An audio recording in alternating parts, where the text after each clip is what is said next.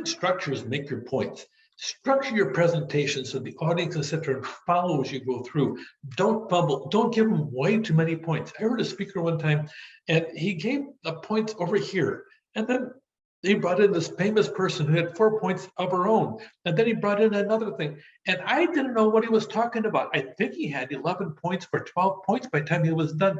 I was totally lost in it, and even though he had some profound things he said, I was washed over because there was no structure to what he was saying as you go through. So on the body, you want to limit the number of main points 2 to 4 of them as you go through.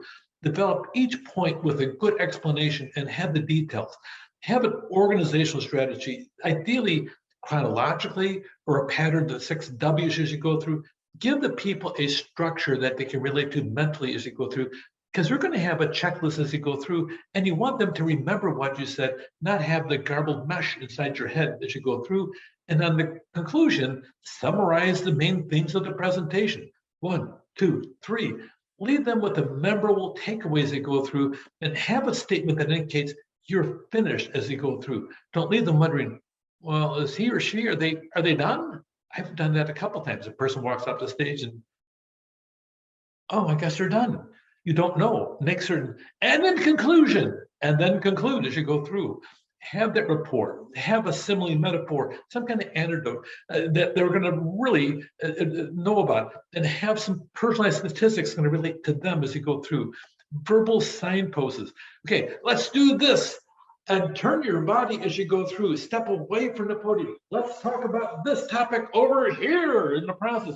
You want to sit down and give them visuals as you go through. And a lot of times you have a lot of nonverbal communication happening as you go through the process over here.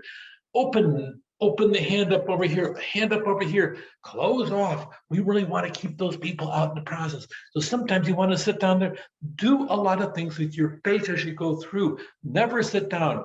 This is a sin. Do not put your elbows on the platform, on the podium, because sometimes people will do that. And then they start hunching over and then they go like this eventually. No, keep the elbows off. Keep your hands active and in motion if you can do that, except don't move so much people get afraid. They're going to sit down and grab them. In the process, tell me I forgot. Show me I remember.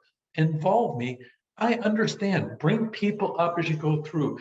Don't be afraid to do something unusual. If it doesn't go right, then you sit down and really have a problem, except for the fact that a lot of times people enjoy the fact that you're doing something unique and different as you go through. Emphasize the main points. It really improves the comprehensive retention, especially when you have a story for each point as you go through. Make certain you're professional, prepared, and persuasive as you go through. Typically, just so you know, when I prepare to speak in public, I normally have enough material to double the amount of time, because sometimes you may notice I talk fast. If I talk too fast, especially if I'm really excited about a topic, I want to make certain I have enough material. I'd rather leave some material uncovered than sit down there and not have enough and leave early as you go through. And make certain, I use PowerPoint a lot to sit down there and help jog my memory as you go through. I generally can give a speech without any kind of visual aid, except for the fact that I find that I'll leave 1 or 2 critical points out, so that the PowerPoint actually jogs a lot of my memory process as you go through. You want to sit down and have different aspects of it, and I would recommend trying things differently. I use PowerPoint a lot, but I'm pretty comfortable with flip charts as well. Writing on boards as you go through in the process, sitting down and just having props as you go through with the multiple props on a table behind me. I've done a lot of them, and they're all kind of fun. It depends what you do. One time I was giving a speech, and it was about the workings on the inside of the institution. And while I'm talking, a custodian started dust mopping across the back of the stage. And we sprinkled a lot of dust down. So as he pushed the dust mop, a little cloud of dust popped every single time he moved. And then all of a sudden, the secretary, she walked by and she had a bunch of paper. She's walking behind me. And I continued talking, pretending I'm oblivious to it. And the audience, they're watching all these people out over there. And it's kind of like the whole world is busy, but that was the whole idea. It really was a whole metaphor as to what the organization does. It doesn't revolve around one person. It revolves about a multitude of people as they go through. And finally, we had a student coming up because it was a college, and we talked about a counselor talking to the student. I says, where are you going? I'm going to sit down, and then I'm going to be successful. I'm going to complete this degree. And lo and behold, they climbed up stairways onto their future towards their next step after the college we were at over there. We did a lot of things like that. And I actually had about 17 people involved in one presentation, and it was a mosaic of what was going on. Do things unusual, visual aids. Sometimes they're people, sometimes they're things, sometimes they're processes you go through. Sometimes it's a Zoom presentation. It just depends what it is. Color has a lot of meaning. It really can be vibrant as you go through. Images, all kinds of images you go through. People like them. They like cats and dogs. They like children. They like people. They like people that smile, people that frown. They like a lot of different things. Graphs are really very visual as you go through. Here is actually an ineffective PowerPoint slide. Let me read this to you. Raisins for Sun. Your online business can grow globally. Customer convenience, and you can cut business 24/7. And there's no need to rent a retail store or hire employees because you're doing it all online. The customers can buy quickly and easily. Oh my gosh, that was awful. Did you hear how bad it sounded? Well, I was reading off the slide as you go through. Watch the next slide.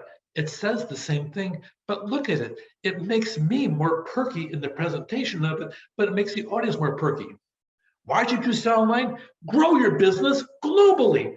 Offer convenience for customers, and you get to conduct business 24/7 as you go through. You save on rent and staff. Better for your bottom line, isn't it? And your pocketbook at the end of the day. And create policies to reduce inquiries as you go through. All kinds of things online can happen, things that you can't do in retail. Isn't that much more interesting than this one over here as you go through? I almost fall asleep listening to myself. So that being said, images really help out the process over there. Be outrageous in it. Scream a little bit. Be indecisive. Have bunnies and dogs. Put clouds up there. Pretend you're Elon Musk and look serious all the time, like in the process. And sit down there and show the struggle of life, because you know that woman's going to be sitting and be successful because she is determined in the process. And the other one on top, you can see her looking towards the future as you go through. Use images to sit down there and score on your points. Make a few solid points. Review the points, and then conclude and have good visual aids. Know and focus on the audience, that they're getting the message you want to make.